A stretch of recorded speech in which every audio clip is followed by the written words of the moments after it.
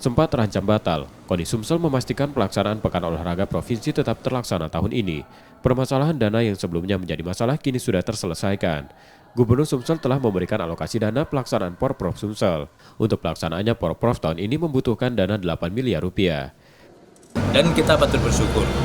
Beliau juga sudah memberikan gambaran skema bagaimana nanti masalah anggaran, ya.